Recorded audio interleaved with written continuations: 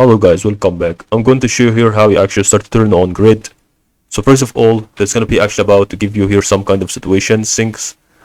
It's going to be about me going on with the thing that is related to the type of turn on grid.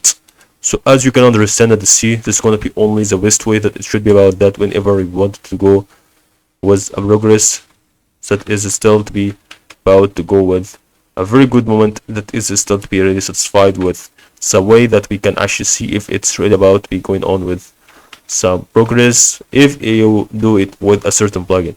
So really what you're gonna do is about to start to go over here on that file and then start to click on view.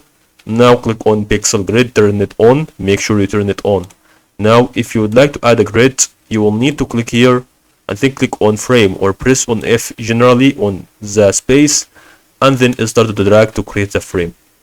Now what you're gonna do is about to click here on this frame, and then as you can see you can actually have a scroll down option and then you start to click on layout grid.